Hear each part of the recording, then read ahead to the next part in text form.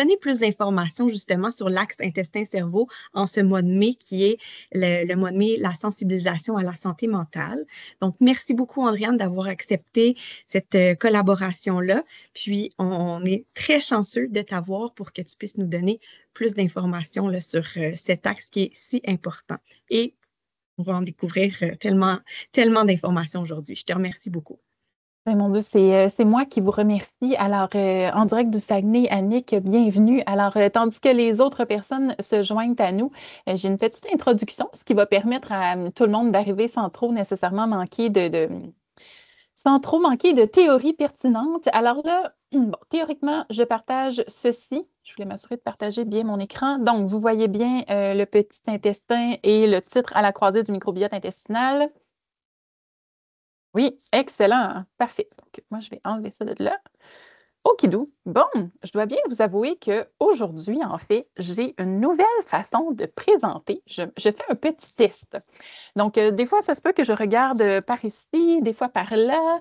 Alors, je vous donnerai des nouvelles à la toute fin, comment ça s'est passé. Alors, je suis vraiment très heureuse de vous voir en si grand nombre. J'espère qu'on atteindra le fameux 500 quelques personnes que nous étions supposés être parce que c'est un sujet tellement pertinent dans le cadre, justement, comme le dit Marie-Christine, du mois de la sensibilisation à la santé mentale. Merci à Bioca. Dans le fond, c'est un webinaire que je peux offrir gratuitement grâce à la participation, en fait, financière de Bioca. Puis Bioca est toujours là pour m'accompagner dans l'éducation que je fais auprès du grand public, des professionnels de la santé, des médecins. Donc, merci vraiment beaucoup. Avec moi ce soir, c'est drôle quand je dis ça, j'ai l'impression d'être dans un talk show. Donc, avec moi ce soir, j'aurai Anne. Mon Dieu, je te débaptise. Anne-Josée, pardonne-moi, Anne-Josée Trépanier, qui est une de nos 2 stagiaires en nutrition actuellement. Puis elle va vous présenter là, quelques diapos un peu plus pratico-pratiques vers la fin de la présentation. Puis moi, je vais commencer avec le plus gros morceau croustillant, là, je vous dirais, la toute nouvelle théorie fraîchement sortie de la littérature. Vous savez, je présente sur ce sujet-là depuis plusieurs années déjà. Puis ce soir, j'avais envie de rester quand même dans les bases pour certaines sections, mais d'aller aussi explorer justement toutes ces nouvelles belles données pour celles et ceux qui en savent déjà beaucoup sur le sujet. Donc, je pense que peu importe où vous en êtes dans vos connaissances sur le microbiote, sur les 2 cerveaux, mais je pense que vous allez pouvoir trouver ici ce que vous cherchez. En tout cas, du moins, je l'espère. Bon, c'est sûr que des fois, j'ai l'impression que on se connaît, vous et moi, mais pour celles et ceux qui ne me connaissent pas, que c'est la première fois qu'on se voit, je vais juste prendre quelques minutes pour me présenter.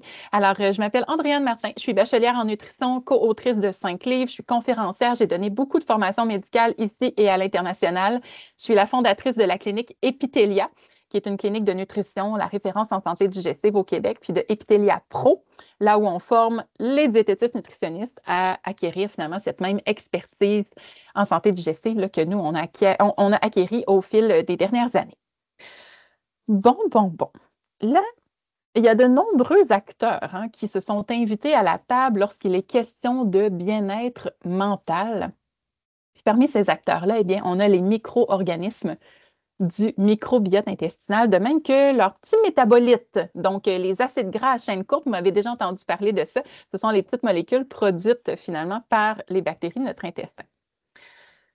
Ce soir, on va jaser un peu de gestion de stress, d'humeur, d'énergie, de motivation, mais vraiment différemment. On va jaser de tout ça avec un angle intestinal. Parce que oui, il y a de plus en plus d'études qui nous montrent que le microbiote intestinal, l'ensemble des bactéries, virus, levures, champignons qui habitent dans notre tractus digestif, ont un impact bien réel sur notre bien-être mental. Tous ces micro-organismes-là moduleraient à leur façon les neurotransmetteurs, influenceraient notre niveau d'inflammation. Et ça, vous allez voir que c'est un facteur clé dans ce qui se passe entre l'intestin et le cerveau. Le microbiote joue un rôle clé, encore une fois, dans l'absorption, dans la dégradation des nutriments importants pour nourrir notre cerveau. Le microbiote influencerait même notre gestion, notre réponse, au stress. Alors, dans le webinaire, je vais commencer par une section, comme je le mentionnais, une section un petit peu plus lourde côté théorie. Vous me connaissez bien, alors je vais essayer de vulgariser ça, de donner le plus d'images possible. Puis, on va finir ça avec les aliments là, à mettre dans vos assiettes pour, premièrement, fabriquer vos neurotransmetteurs.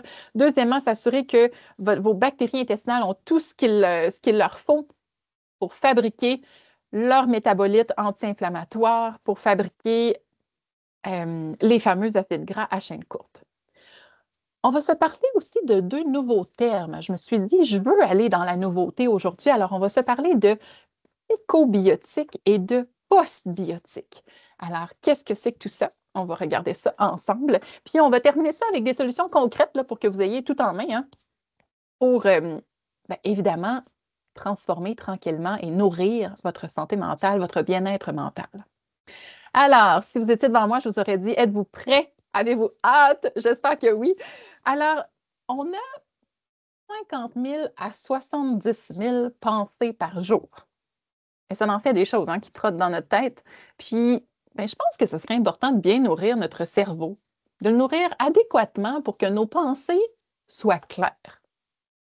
C'est complètement hallucinant. J'arrête pas de le dire sur mes réseaux sociaux, vous allez me trouver tannante, là, mais je reviens du DDW, qui est un grand congrès à San Diego, qui a eu lieu, un grand congrès en santé digestive en Amérique du Nord. Et je vous le dis, là, il y avait des présentations, il y avait une vingtaine de présentations en même temps, à chaque heure, de 8 heures à 5h30.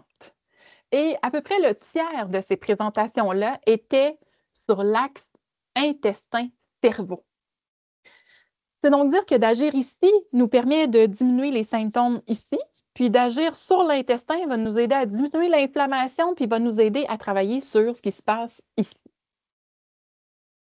Roxane Mercier, qui est une diététiste nutritionniste chez Epitelia, m'a aidé à faire la revue de littérature pour cette présentation-ci, puis elle m'avait mis une petite note en bas de page. Elle avait dit « Andréane, je ne sais pas si ça tente d'utiliser cette analogie-là. » Puis je la trouvais intéressante, alors je vous la partage. Elle m'avait dit « Tu sais, on assure notre maison, on assure notre voiture, mais on dirait qu'on manque d'outils et d'explications qui nous permettent de réellement comprendre à quel point on a le contrôle sur notre santé et sur ce qui se passe en dedans de nous. » Alors, on va vous donner aujourd'hui vraiment des actions proactives pour prendre soin de votre cerveau, pour prendre soin de vos bactéries intestinales, pour que vous vous assuriez, hein, quel mauvais jeu de mots, de mettre tout en place pour atteindre un mieux-être global. Quand on parle de mieux-être global, on parle de bien-être mental aussi à travers tout ça. Bon, alors là, on part de la base. Le microbiote intestinal, qu'est-ce que c'est? Donc, on se fait un petit peu de définition ici. Alors, on se rappelle que c'est l'ensemble des bactéries, virus, levures, champignons qui habitent dans votre tractus digestif. On l'appelle le deuxième cerveau. On se rappelle aussi que la diversité, on n'a pas de signature microbienne parfaite, là. Par contre, ce qu'on sait, c'est que les gens qui vivent en santé longtemps, sans symptômes, sans maladie, ont un microbiote intestinal diversifié. On a tous un microbiote unique qui va varier en fonction des étapes de la vie, qui va varier en fonction de l'environnement dans lequel on évolue également. Donc, plus on en découvre, en fait, plus on réalise à quel point c'est un univers fascinant et plus on réalise à quel point on en a encore à découvrir. On voit qu'il y a des fois une perturbation, on appelle ça une dysbiose, donc une perturbation dans le microbiote intestinal dans certains contextes pathologiques. Donc, dans l'obésité, dans le syndrome de l'intestin irritable, dans le diabète de type 2, puis là, j'en passe, là, mais aussi dans des problèmes reliés à la santé mentale. Donc là, ça m'amène à vous expliquer un petit peu pourquoi. Le microbiote intestinal, il y a vraiment plusieurs rôles et fonctions. Puis là, je vous en ai sorti 4 ici que vous voyez sur la diapo. D'ailleurs, petite parenthèse, là, je sais que plusieurs de mes diapos sont chargés, mais ça va vous permettre de prendre des photos pour vous rappeler un peu de tout ce que je vais vous partager aujourd'hui. Donc, pour ça que j'ai mis quand même un petit peu plus de texte, c'est pour vous alimenter en bon contenu. Donc, je reviens à mes moutons. Dans les rôles et fonctions que j'ai choisi de vous parler aujourd'hui, c'est ceux qui nous permettent de mieux comprendre justement l'axe intestin-cerveau, puis comment l'intestin peut avoir un impact là, sur notre bien-être mental. La digestion des fibres alimentaires. Là, vous allez dire, ben voyons, Andréane, comment la digestion des fibres peut vraiment aider à notre bien-être mental? Écoutez bien ça, c'est vraiment intéressant. Quand on mange des fibres, c'est loin d'être destiné à nous-mêmes. Les fibres, c'est la nourriture de nos bactéries intestinales. Les bactéries vont fermenter ces fibres-là, puis vont produire, à partir des fibres, des métabolites, qu'on appelle les acides gras à chaîne courte. Les acides gras à chaîne courte, certains d'entre eux peuvent emprunter la voie sanguine puis aller communiquer avec le cerveau d'en haut. Donc là, on commence à comprendre comment les communications se font. Les acides gras chaîne courte aussi ont de nombreuses fonctions. Entre autres, elles vont venir nourrir les cellules de l'intestin qui vont produire plus de mucus. Plus on a une belle couche de mucus dans l'intestin, plus on protège notre barrière intestinale. L'intégrité de la barrière intestinale est tellement importante parce que si notre barrière intestinale ne fait pas bien son travail de barrière, donc si ça se lousse un peu au niveau des jonctions, eh bien, il y a des bactéries pathogènes, des substrats provenant de l'alimentation, bien, toutes sortes de choses qui ne sont pas supposées entrer, là. Ces substrats-là, ces bactéries pathogènes-là peuvent entrer. Le système immunitaire va surréagir à tout ça, puis ça peut générer graduellement une inflammation chronique. L'inflammation et la surstimulation comme ça du système immunitaire, c'est très, très, très étudié actuellement sur le lien, justement, intestin-cerveau et sur ce qui nous permettrait de relier un problème au niveau du microbiote au problème touchant la santé mentale. Donc, les deux nerfs de la guerre, c'est vraiment la modulation du système immunitaire et la production d'inflammation. Donc là, je reviens à mes moutons pour que ce soit clair. Quand on digère les fibres, on produit des acides gras à chaîne courte. Ceux-ci ont des effets protecteurs pour garder notre barrière intestinale intacte. Si la barrière intestinale n'est pas intacte, bien là, c'est là qu'on peut tranquillement générer de l'inflammation chronique. Cette inflammation-là peut avoir des impacts, entre autres, sur la production de certains neurotransmetteurs clés. On va s'en parler tout à l'heure. Donc, dans les rôles et fonctions que vous voyez ici, j'ai vraiment, comme je vous le mentionnais, là, spécifié ceux qui ont un impact majeur sur le bien-être mental. Là, ce que je ne vous ai pas dit, puis qui est vraiment, vraiment intéressant, c'est que la communication entre l'intestin et le cerveau, ça fait longtemps qu'on la connaît, mais on la connaissait dans un sens seulement. On sait tous qu'en période de stress, notre intestin va un petit peu plus vite. On a tendance à aller à la selle molle, voire même diarrhée. On a mal au ventre. Donc, le stress psychologique, ça a vraiment des impacts sur notre sensibilité intestinale, sur le mouvement de l'intestin, même sur la sécrétion de certaines hormones. Puis le stress a aussi un impact sur l'intégrité de la barrière intestinale, imaginez. Mais ce qu'on a réalisé au cours des dernières années, c'est que la communication entre le cerveau et l'intestin se faisait, oui, dans ce sens-là, mais seulement à 10 90 des messages, des signaux partent de l'intestin pour se rendre jusqu'au cerveau. On observe aussi des différences entre le microbiote des personnes qui sont stressées et anxieuses versus le microbiote des gens qui ne le sont pas. Et là, tout ça mis ensemble, il nous permet de s'intéresser beaucoup au microbiote intestinal quand il est question de parler de bien-être mental.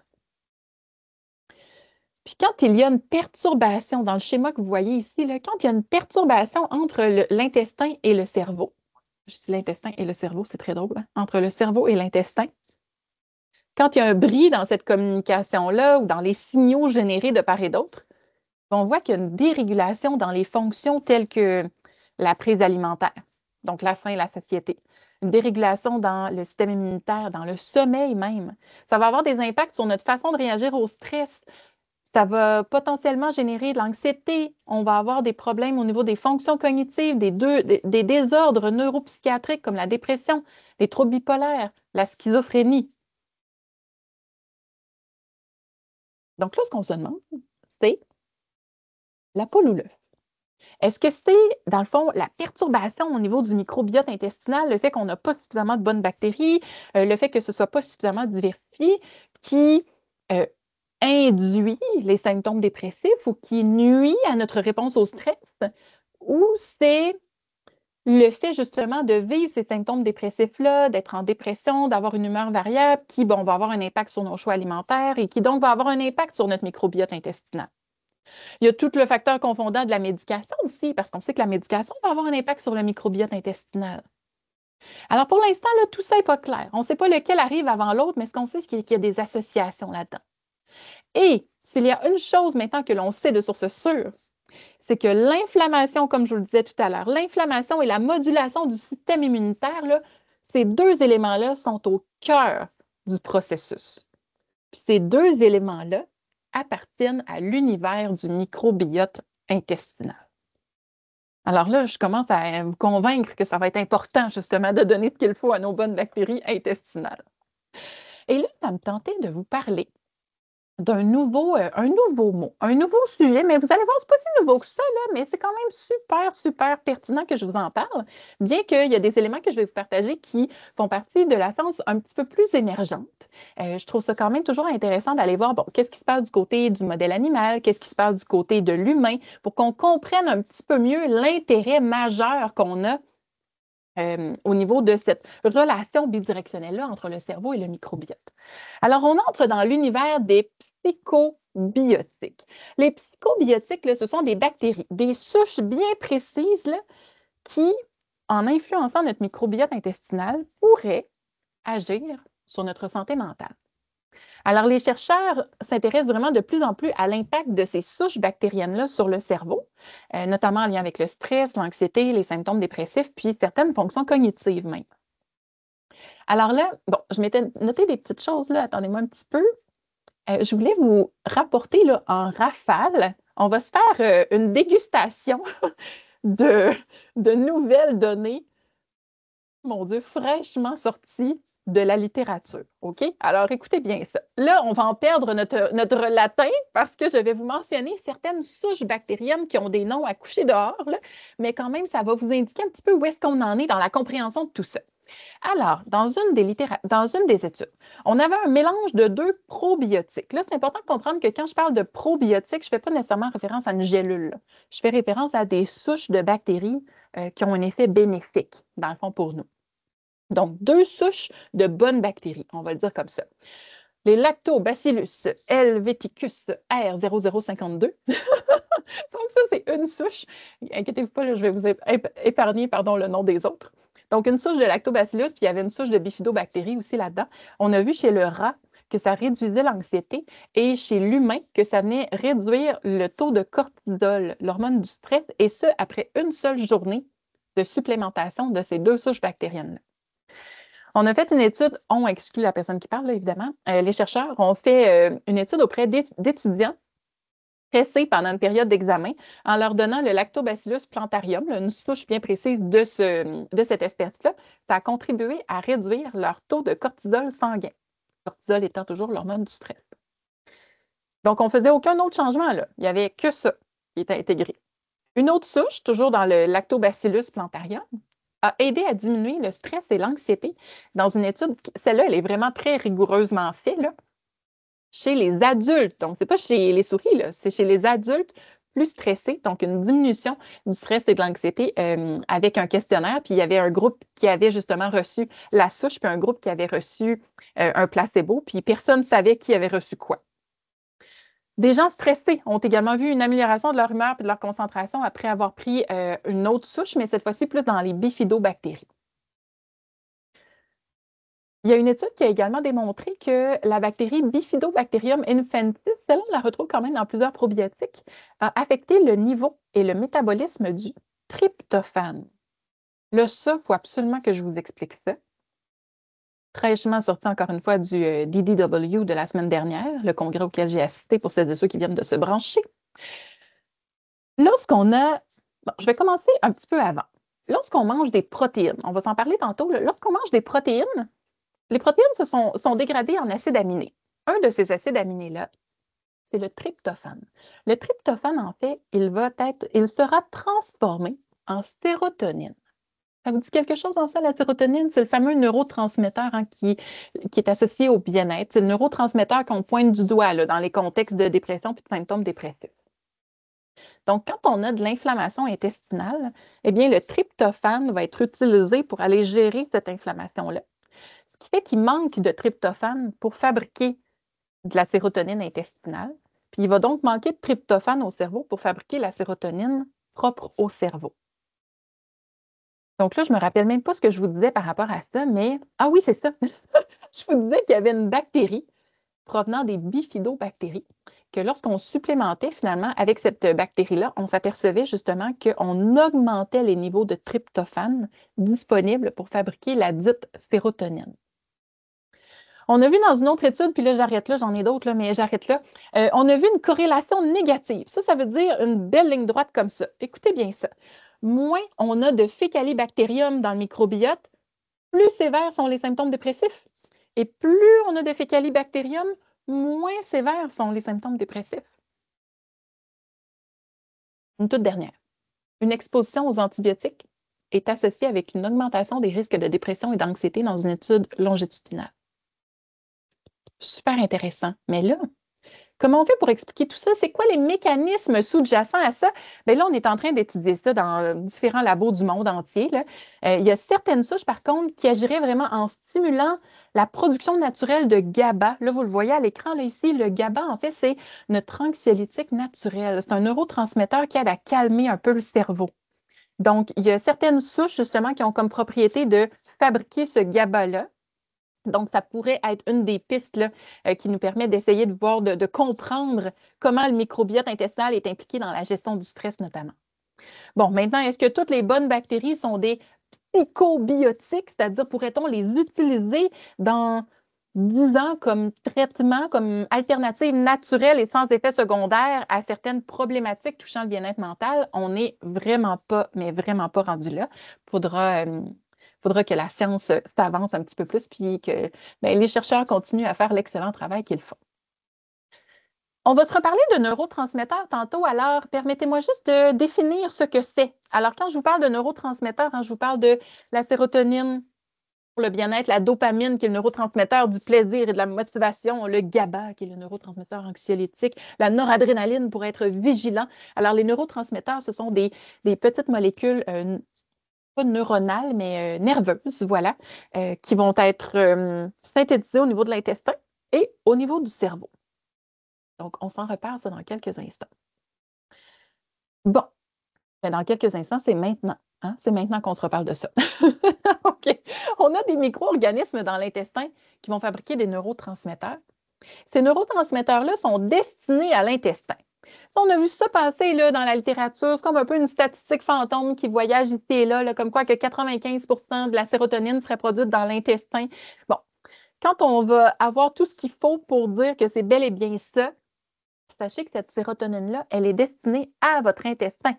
Alors, si on diminue un petit peu la production de sérotonine, ce n'est pas celle-là qui est responsable justement des symptômes dépressifs.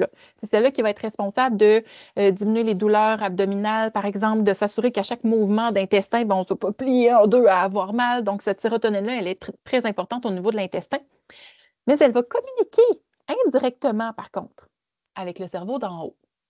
Ça, vous l'avez sur la diapo si vous souhaitez en apprendre davantage. Là. Donc, les communications indirectes, la façon dont ça fonctionne, c'est que la sérotonine ou tous les autres neurotransmetteurs qu'on produit dans l'intestin vont communiquer avec le système nerveux entourant l'intestin. On l'appelle le système nerveux entérique, ce qu'on appelle finalement le fameux deuxième cerveau.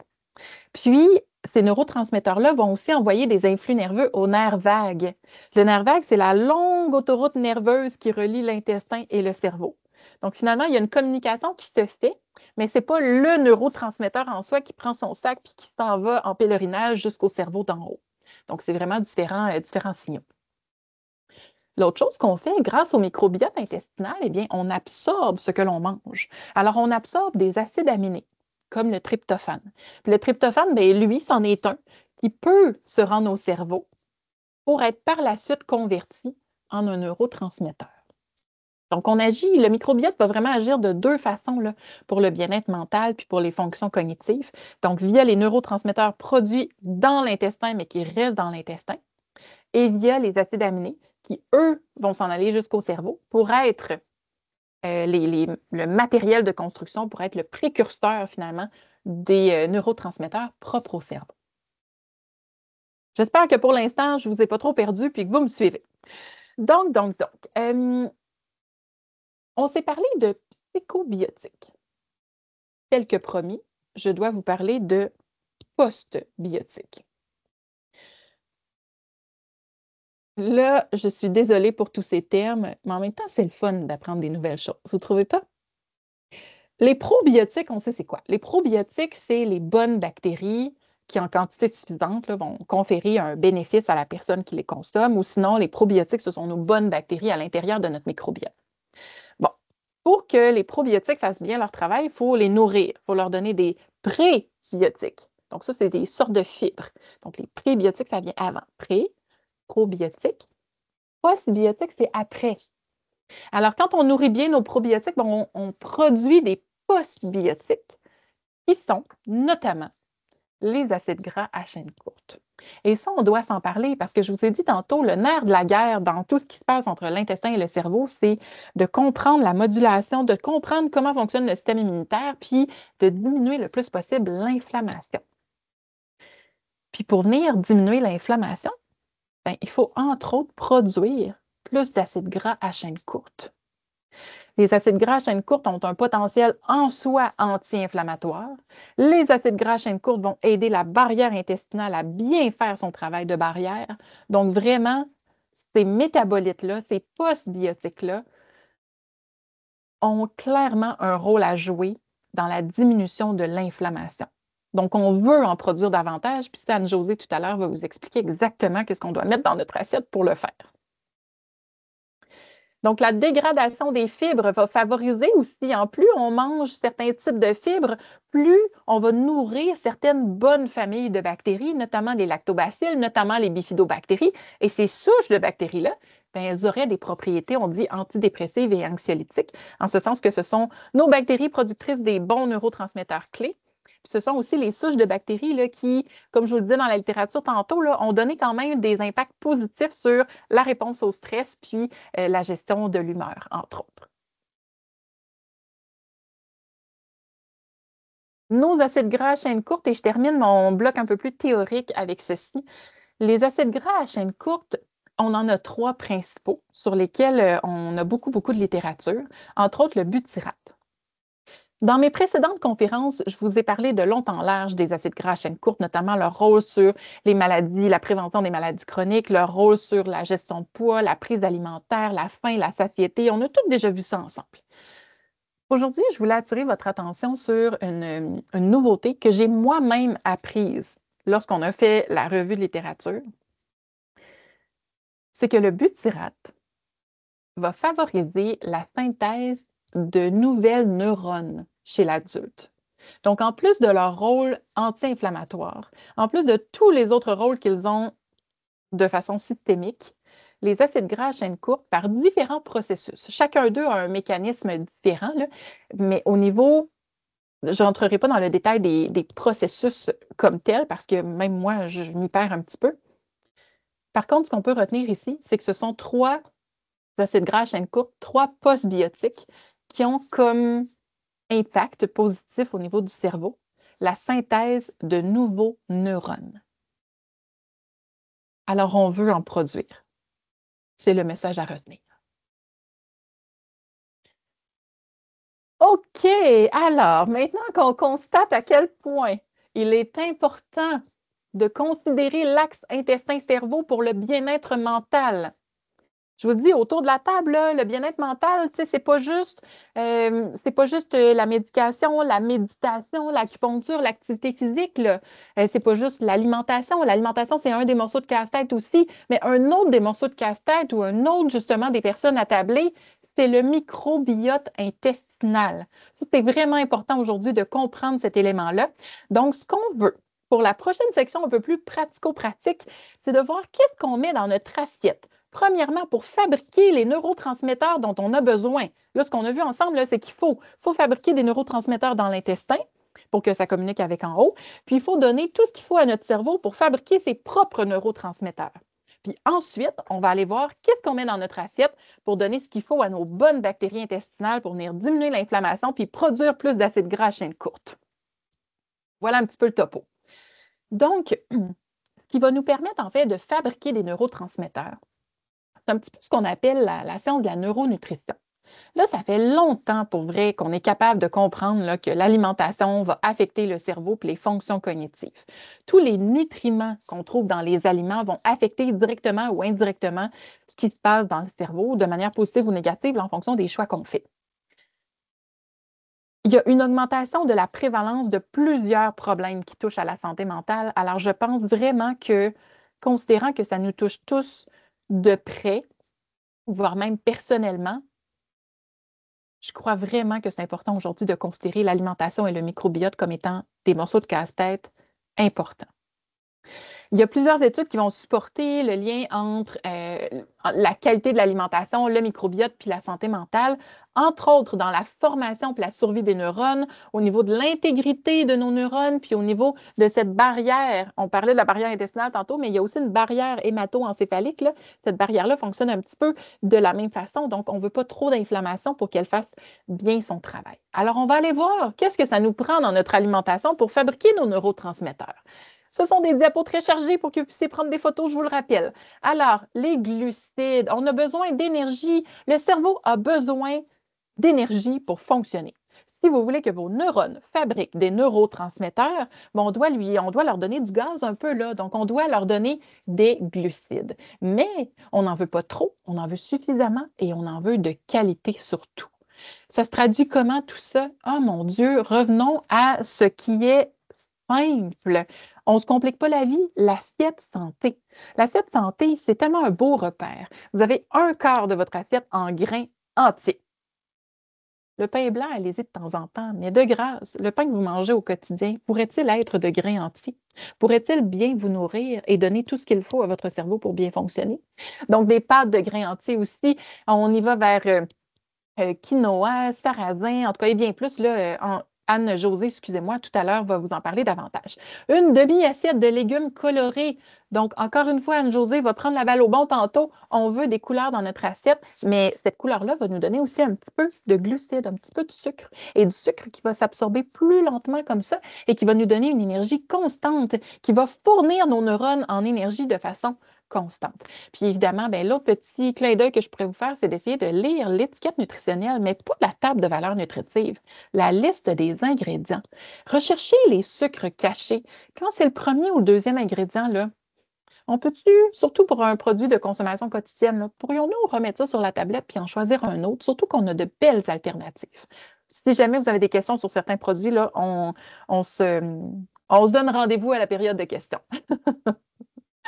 Maintenant, du côté des protéines, là, ça, j'ai mis la table tout à l'heure. Les protéines sont tellement importantes parce qu'elles servent de base à la production de nos neurotransmetteurs.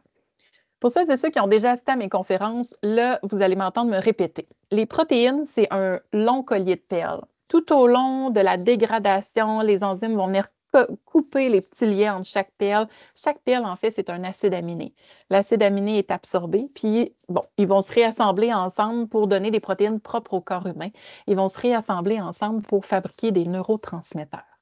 Donc, les protéines se dégradent en acides aminés et ces acides aminés-là servent de matériel de construction. Vous voulez bâtir une maison en briques? Vous avez besoin de briques. Vous voulez fabriquer des neurotransmetteurs? Vous avez besoin d'acides aminés provenant des protéines.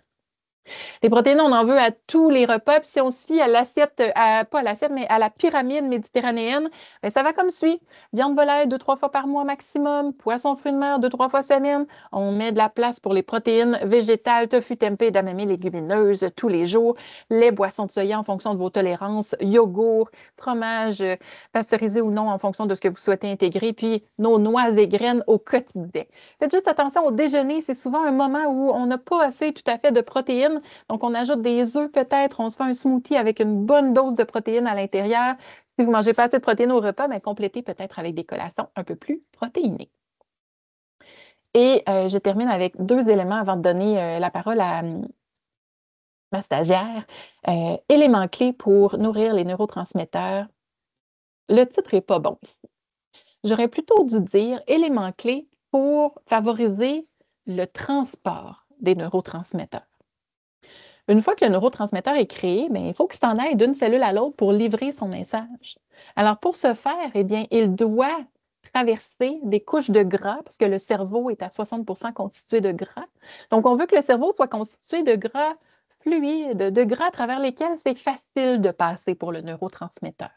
Donc, le fait d'intégrer des bons gras nous permettra justement de favoriser une bonne communication sur les autoroutes nerveuses de votre corps. Quels sont ces bons gras? Eh bien, principalement les oméga-3. Donc, on va essayer de mettre les petits poissons au menu un peu. Des noix de Grenoble, un peu de graines de chia, graines de lait moulu, graines de caméline. On cuisine avec l'huile de caméline qui est très riche en oméga-3, notamment une huile de canola bio, très riche en oméga-3 encore là, une huile de lin, une huile d'olive, entre autres. Donc, ce sont vraiment là, des exemples de bons gras à ajouter ici et là. Et je termine avec le magnésium parce que il fallait que je vous en parle. Écoutez, quand on regarde la synthèse de chaque neurotransmetteur, il y en a plus de 80 qu'on a identifiés jusqu'à maintenant. Là. Quand on regarde la synthèse de tous ces neurotransmetteurs-là, le magnésium, il est quasiment toujours là. On en a presque besoin dans la synthèse de presque tous les neurotransmetteurs. C'est dire à quel point il est important. Puis le magnésium aussi, bien, va aider à la gestion un peu du stress. Hein. C'est comme il y a un effet calmant un peu. C'est pas pour rien qu'on dit de le prendre si on a des problèmes de sommeil. Là. Donc, il y a des effets de décontraction musculaire. Mais comme je vous disais, le magnésium, il est hyper important dans la fabrication de vos neurotransmetteurs aux deux endroits. Puis on va le retrouver dans les végétaux. Alors, plus on mange de végétaux dans notre alimentation, de fruits et de légumes, de grains entiers, nos portions de noix et graines tous les jours, plus on est certain d'aller chercher suffisamment de magnésium dans l'alimentation. Et n'oubliez pas que plus vous êtes stressé, plus vous en excrétez. Alors, en période de stress, c'est d'autant plus important de manger coloré et végétal. Alors, ben, on a mis les bases pour fabriquer nos neurotransmetteurs. Maintenant, comment nourrissons-nous nos bonnes bactéries intestinales pour qu'elles produisent suffisamment d'acides gras à chaîne courte puis qu'elles diminuent l'inflammation?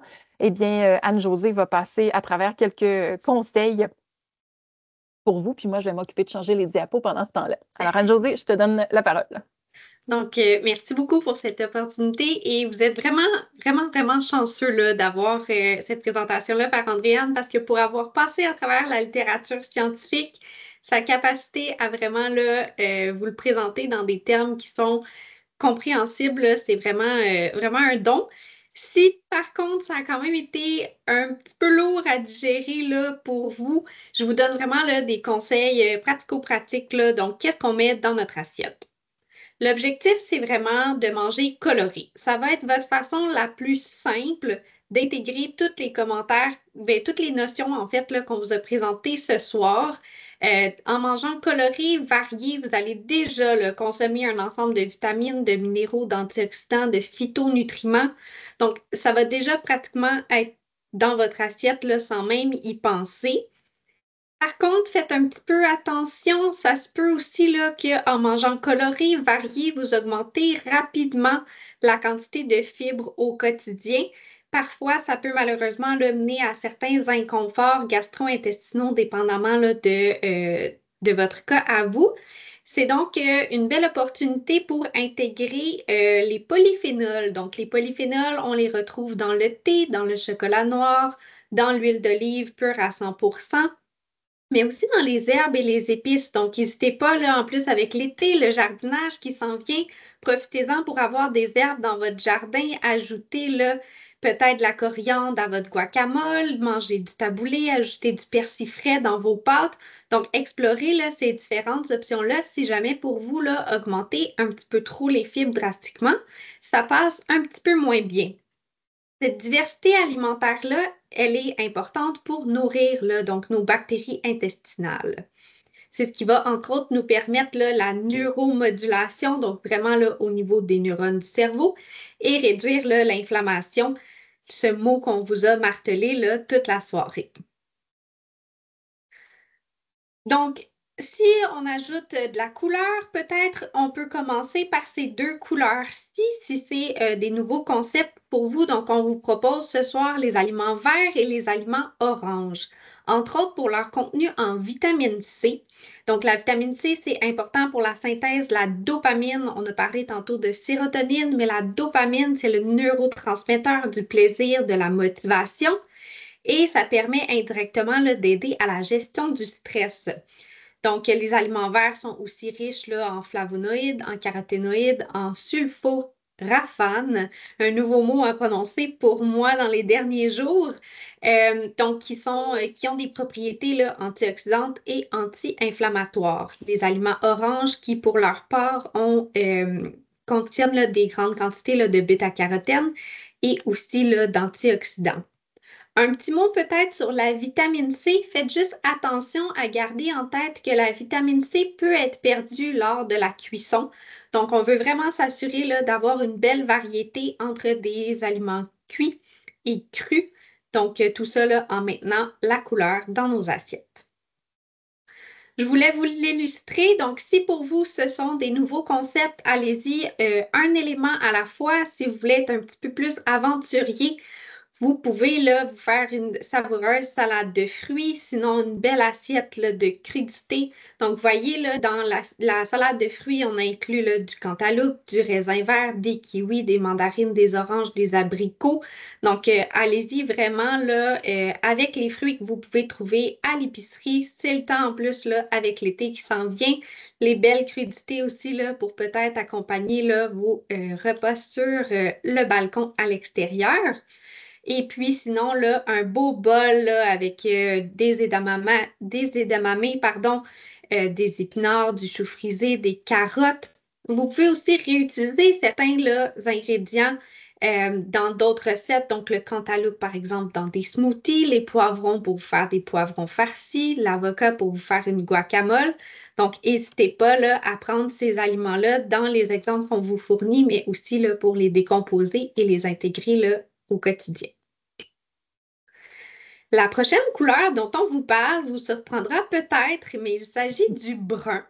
Et oui, donc le brun, ce sont des aliments qui vont être riches en glucides, entre autres, là, mais vraiment les glucides complexes dont Andréane vous parlait là, un petit peu plus tôt, donc qui vont être digérés lentement, qui vont vous fournir de l'énergie, entre autres de l'énergie pour le cerveau, mais aussi des vitamines du complexe B, des minéraux et entre autres là, les fibres. Donc, évidemment, dans ce contexte-ci, d'intégrer le brun, on veut se tourner là, vers des aliments à grains entiers.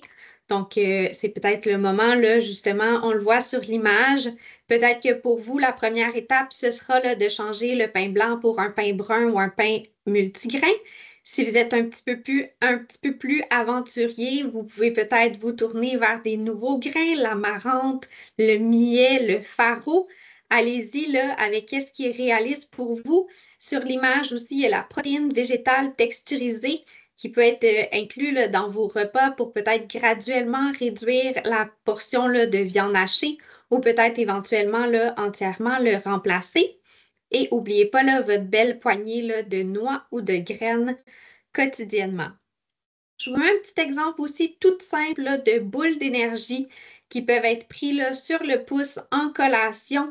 Donc, vous pouvez prendre tout simplement des dattes, du beurre d'arachide, du cacao, des graines de chia, peut-être ajouter un petit peu d'avoine. Si vous avez un robot culinaire à la maison, là, vous mettez ça à l'intérieur, on boit tout ça et on roule ça en petites boules.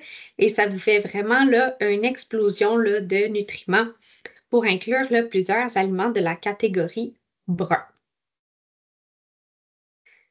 Finalement, on veut intégrer la fermentation. Donc, on a gardé ça vraiment pour la fin, mais c'est vraiment là, la petite donnée, là, la petite nouveauté là, qui vient s'ajouter.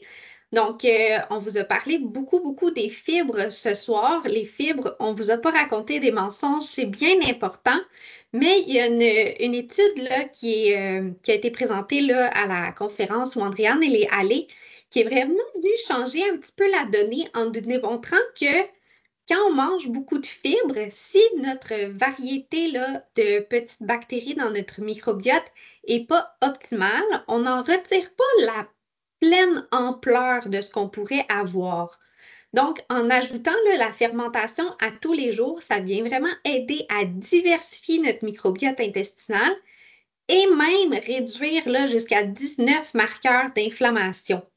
Donc, c'est vraiment là, la petite donnée à ajouter. Si vous êtes capable d'ajouter des aliments fermentés à votre quotidien, vous allez vraiment venir diversifier votre microbiote intestinal et obtenir là, tous les bienfaits là, des fibres pour les prix, les pros, en fait, les pros, les prix, les pros, les postbiotiques. Donc, on les a tous ensemble là, pour bien venir les nourrir.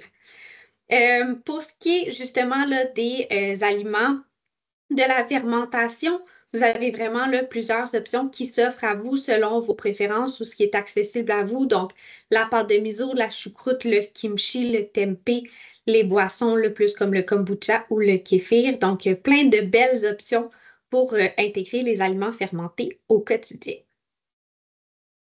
Honnêtement, c'est pas toujours évident d'intégrer la fermentation. Là, on dirait que c'est moins naturel, on va le dire comme ça. Puis quand on lit la liste, peut-être parmi vous qu'il n'y a rien là-dedans que vous connaissez. Donc, un des défis, ce serait peut-être justement de tranquillement vous familiariser avec ceux-ci. C'est le miso, c'est une pâte, on peut l'utiliser dans des soupes. Les choucroutes kimchi, c'est tellement bon dans des pokés, dans des salades ou juste même en accompagnement d'une viande avec vos légumes et pommes de terre, mettons, traditionnels, un pain au levain. Le kéfir, on peut le mettre dans un smoothie, entre autres. Le natto, s'il y a quelqu'un dans la salle qui aime le natto, prière de lever la main. Celui-là, je ne le conseille pas. Mais bon, les goûts, ça se discute. Lactofermentation, yogourt maison, évidemment, parce qu'il ne sera pas pasteurisé. Puis, j'ajouterais quand même les petits pots à boire Bioca, hein, tant qu'à parler Bioca. Le petit pot en question, là, dans le fond, la matrice est fermentée par les 3 souches de bactéries. Donc, en soi, si vous prenez votre Bioca via le petit pot, bien, vous avez un aliment fermenté de plus dans votre journée. Merci beaucoup, Anne-Josée. J'apprécie. Ce n'est pas toujours évident de prendre la parole devant autant de personnes dans le cadre d'un stage, donc bravo. Merci beaucoup. En conclusion, je vais me garder un 7-8 minutes là, de période de questions. Puis si ça s'extensionne un petit peu, il n'y a vraiment pas de souci, je pourrais rester à ce moment-là. Je veux simplement vous dire, bon, à la lumière de tout ce qu'on vous a partagé aujourd'hui, ce qu'on doit retenir, c'est encore une fois que la diversité du microbiote intestinal est super pertinente pour bien aller capter tous les bénéfices associés à la consommation de fibres, donc pour pouvoir fabriquer encore plus d'acides gras à chaîne courte qui ont, eux, un effet sur la modulation du système immunitaire, sur l'inflammation également. Les fonctions cognitives dépendent absolument de ce qu'on met dans notre assiette, de bien d'autres choses aussi, mais l'alimentation est vraiment très importante et s'inscrit comme morceau de puzzle très important. C'est un des 4 coins finalement de notre casse-tête, l'alimentation, quand il est question de bien-être mental et de fonctions cognitives. Puis l'axe intestin-cerveau, mon Dieu, c'est un domaine en effervescence, puis on se rappelle que toute perturbation peut entraîner d'autres perturbations au sein des fonctions, que ce soit au niveau du cerveau, que ce soit au niveau des intestins. J'aurais envie de vous proposer pour la suite des choses, j'ai l'habitude dans mes webinaires de vous partager toujours un petit cadeau finalement. Donc ce soir, mon petit cadeau, c'était si vous voulez aller plus loin. Mon équipe Epitelia a fait un guide. Peut-être que certains d'entre vous vous l'êtes déjà procuré. Il est en vente sur la boutique en ligne, autant la mienne que sur Epitelia. Ces aliments qui nourrissent le cerveau. C'est un guide de 57 pages où on passe à travers plusieurs choses qu'on a vues ce soir, mais en détail. Vous avez aussi des menus, vous avez des listes d'aliments pour vous aider à intégrer justement suffisamment de protéines. Puis, ce soir, jusqu'à vendredi, c'est ceux qui décident de se procurer le guide, je vous donne, vous avez bien entendu, mon tout dernier livre sur le microbiote intestinal. Je voudrais que le titre fait 2020, hein, parce qu'il y a le mot pandémie dedans, donc on oublie le titre. Donc, vous avez de la théorie qui est une belle entrée de gamme là, dans le monde du microbiote intestinal. Il y a certaines sections qui doivent être remises à jour parce qu'il y a plus de 200 études qui sortent à tous les mois sur le microbiote intestinal. Mais sinon, vous avez tellement de belles recettes à la toute fin pour nourrir vos bactéries intestinales. Donc, vous vous procurez le guide, puis je vous envoie ce livre-là dédicacé. Puis, Bioca, en fait, j'ai demandé à Marie-Christine, j'ai dit, est-ce que tu accepterais qu'on envoie en même temps une petite boîte Bioca pour ajouter au cadeau? Donc, elle m'a dit oui. Alors, voilà. Je laisse le guide quelques secondes encore, le temps de vous dire un immense merci pour votre participation ce soir. Je vais rester disponible pour les questions. C'est toujours un plaisir pour moi de venir vous partager les nouvelles données scientifiques sur cette belle science-là. Puis, comme vous l'avez vu, eh bien, dans le cadre de la sensibilisation, du mois de la sensibilisation à la santé mentale, c'était pas facile mon affaire, mais on a pu discuter vraiment de tout ce beau lien qui existe entre l'intestin et le cerveau. Quelques liens pertinents, je vous invite à vous abonner à mon infolette, à venir me rejoindre sur mes réseaux sociaux, puis à venir rejoindre la communauté en fait de Bioca Plus sur les réseaux sociaux également. Puis, comme il y a un enregistrement, je vais juste laisser les références. Je vais laisser quelques secondes si jamais il y a des gens qui veulent les prendre en photo pour pouvoir les consulter. Et deuxième page ici aussi. Donc, on prend une photo si on est intéressé plus par le volet référence de la chose. J'arrête le diaporama, on revient en plénière pour que je puisse répondre à toutes vos questions. Est-ce que tu veux, Andréane, que j'arrête l'enregistrement ou on poursuit pour les questions? Poursuivons pour les questions, peut-être? Parfait. Excellent. Donc, si tu veux bien, j'ai pris quelques notes de quelques questions. Oui. D'abord, il y avait une question pertinente que je me suis permise de répondre, mais peut-être qu'on peut y revenir parce que je trouvais que c'était un sujet très intéressant, c'est-à-dire l'intégrité de la barrière intestinale. Qu'est-ce que ça veut dire intégrité, puis qui protège de quoi exactement? Donc, je me suis permise de répondre dans les commentaires, mais je te laisse donner plus de détails si tu le veux bien. Parfait. Je ne connais pas nécessairement la réponse que tu as donnée, alors je vais peut-être me répéter, mais l'intégrité de la barrière, en fait, ce que ça veut dire, c'est qu'on veut que la barrière fasse bien son travail. Donc, le travail de la barrière, c'est d'assurer une barrière étanche entre le monde extérieur et le monde intérieur. Donc, la barrière intestinale, c'est comme la peau ou c'est comme la barrière hémato-encéphalique, la barrière entre le sang et le cerveau. C'est fait pour nous protéger de ce qui est à l'extérieur.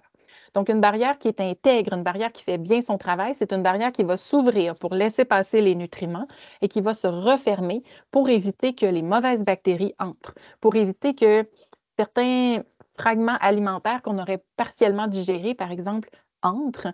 Et là, ce qui se passe, c'est que si la barrière est fragilisée comme ça, les substrats ou les substituts ou les bactéries à gram négatif qui entrent, qui ne sont pas supposées entrer, là, on a des petites molécules immunitaires qui sont là, puis qui vont reconnaître ces intrus-là. Alors là, le système immunitaire va réagir face à ces intrus-là. La suractivation du système immunitaire amène certaines molécules pro-inflammatoires sur les lieux. Bon, quand ça se produit une ou deux fois, ça va, mais si tous les jours, on se retrouve avec une barrière qui est fragilisée comme ça favorise graduellement l'installation d'une inflammation chronique. Et puis là, le problème, c'est que les petites molécules inflammatoires qui sont là peuvent emprunter la circulation sanguine puis aller créer des dommages à d'autres tissus ou à d'autres organes. Je ne sais pas si j'ai bien répondu à la question. Donc, l'intégrité, c'était quoi? Puis elle nous protège de quoi? C'est bien ça? Exactement. Tu as très bien répondu à la question. D'accord. Il y avait d'autres questions, surtout au niveau de la supplémentation. Il y en avait plusieurs. Une supplémentation, par exemple, en GABA, est-ce que ce serait utile au même titre que supplémentation en oméga 3 et en magnésium? Donc, c'était les trois questions.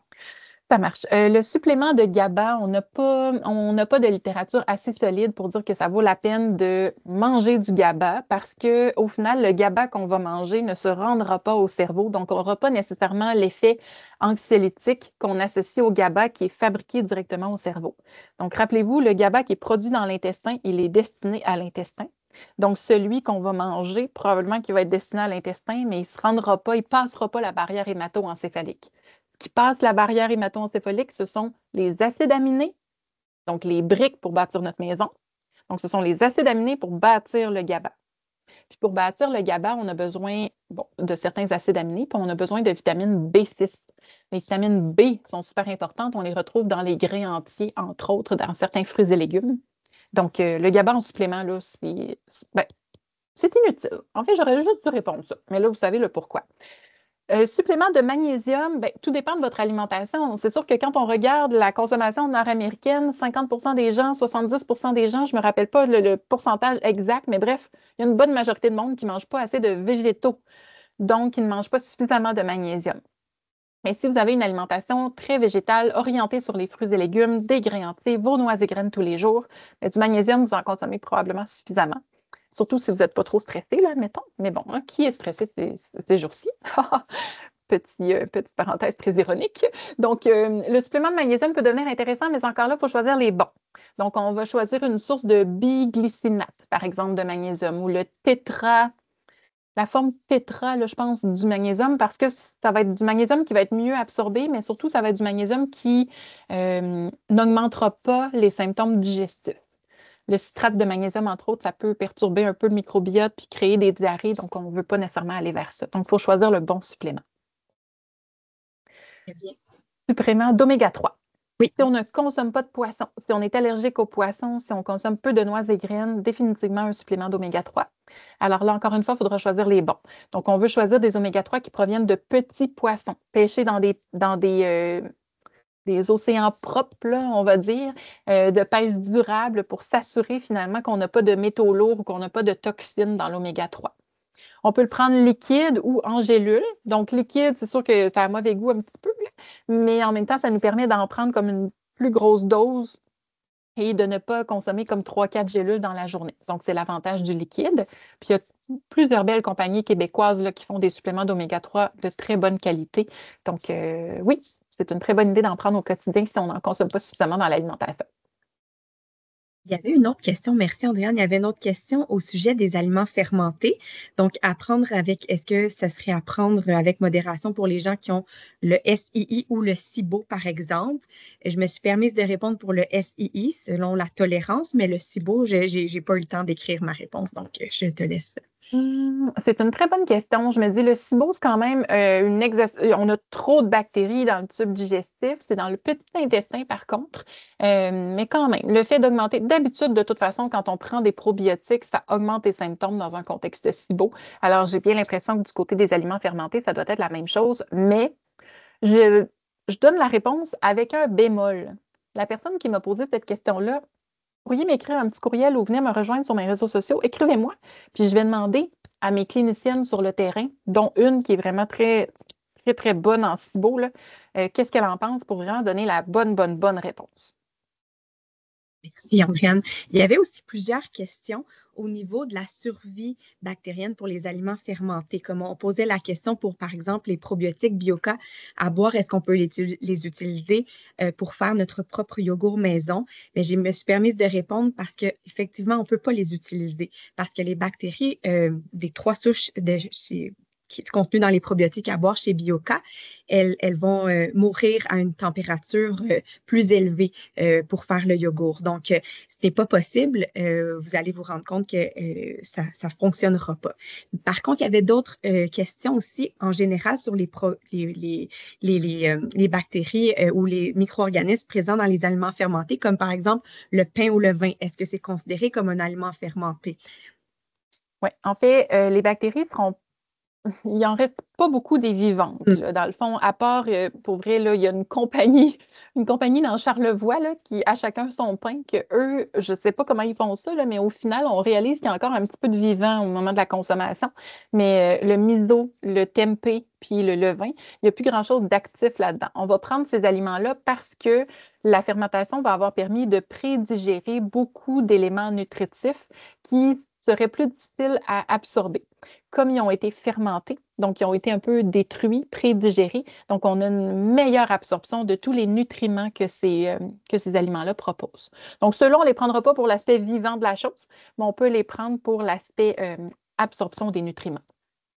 Effectivement, puis on demande, est-ce que justement la cuisson du miso, du kimchi, du tempeh, est-ce que ça élimine les bonnes bactéries à ce moment-là?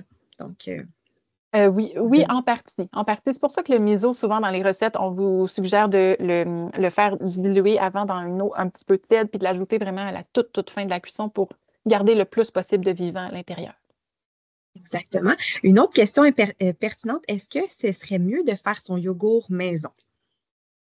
Ben, c'est toujours mieux de faire les choses maison, mais en même temps, on a tous 24 heures dans une journée. Donc, choisissez vos batailles. Moi, je me dis, si vous êtes rendu là dans votre ascension vers la santé globale, si vous êtes rendu au moment où vous avez du temps pour faire votre yogourt maison, allez-y parce que oui, ça va grouiller le micro-organisme puis ça va être vraiment très, très intéressant.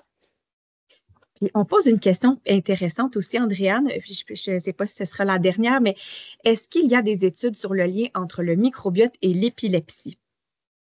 Oh, c'est une excellente question. Je n'en ai pas la moindre idée parce que je n'ai jamais fait de recherche en lien avec ça. Donc, je n'ai pas la réponse malheureusement.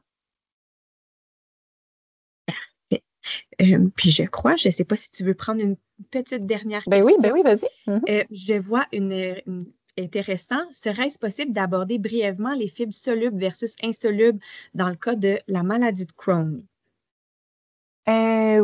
Oui, mon Dieu, c'est tout un dossier, par exemple. Dans le C'est un fond, dossier. ouais, le dossier, je vais répondre de façon un peu plus macro, là, de façon un peu plus générale, parce qu'il y a beaucoup d'individualisation là-dedans. Les fibres, en général, ce sont de très bons aliments pour nourrir les bactéries intestinales. Mais il faut choisir les fibres qui nous conviennent à nous en fonction de nos symptômes digestifs, de nos pathologies s'il y en a, de nos maladies, je veux dire, s'il y en a, et en fonction de notre microbiote intestinal. On vous dit souvent qu'il y a des fibres solubles et des fibres insolubles, mais ça va bien au-delà de ça. Il y a des fibres fermentescibles. Il y a des fibres, je me rappelle même plus du terme, là, c'est complètement. Mon Dieu, c'est quoi donc? mais c'est vraiment pas beau en plus comme terme. Enfin, il y a le degré de fermentation, il y a le degré de viscosité, il y a le degré de solubilité, il y a beaucoup de choses. Donc, si je m'en tiens juste à fibres solubles et insolubles, bien, les fibres insolubles, ça augmente le mouvement de l'intestin. Donc, on va essayer de les consommer dans un contexte, par exemple, admettons, quand on voit là, que la motilité, le mouvement de l'intestin est plus difficile, on va augmenter un petit peu nos fibres insolubles, mais il va quand même falloir se garder une bonne quantité de fibres solubles. Les fibres solubles, elles sont solubles dans l'eau, ça forme un gel, ça permet d'avoir une texture de caca, désolé, une texture de caca qui est plus intéressante. Donc, ça va être moins en diarrhée, ça va être moins en eau. Donc, on va gélifier un petit peu plus là, les sels. Donc, c'est un peu comme ça que je pourrais vous orienter pour l'instant. Ce qui est important, c'est d'avoir de tout. Puis maintenant, bien, si on veut intégrer, par exemple, un supplément de fibres ou si on veut savoir à quelle fibre on est sensible ou intolérant, bien là, ça va être plus du côté de la viscosité de la fibre puis de la fermentabilité, du degré de fermentation de la fibre. Là, ça devient vraiment complexe. Puis c'est là, je pense, qu'il faut être entouré d'une diététiste nutritionniste pour vous aider à trouver les bonnes fibres pour vous. Pas satisfaite de ma réponse, là, mais... Moi, je trouve ça très, très clair.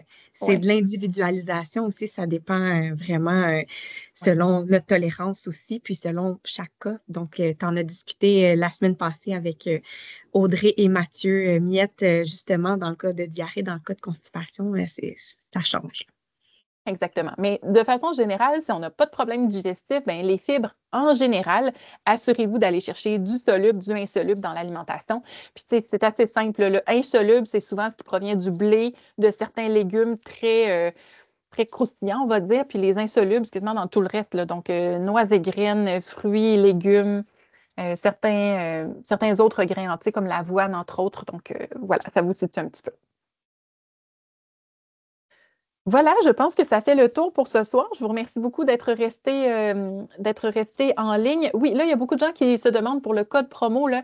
Nous, on est capable de retracer d'où est-ce que vous venez, c'est-à-dire si vous avez fait votre achat ce soir ou demain pour le guide Nourrir notre cerveau, automatiquement, dans le fond, vous allez recevoir le guide, puis vous allez aussi recevoir votre livre gratuitement, puis le supplément, là, donc le cadeau que je vous ai promis. Alors, pas de code promo à entrer, il n'y a pas de problème de ce côté-là. On voulait que ce soit le plus simple possible. Merci Et beaucoup, de Andréane. boire. Et je Oui, et m'excuse, de boire. Anne-Josée, mais pas Anne-Josée, mais Marie-Christine. Anne-Josée a ajouté quelque chose d'important avec un clin d'œil. Quand on parle de fibres, il y a un élément qui est bien important, c'est une bonne hydratation avec ça. Oui, à 100 Absolument.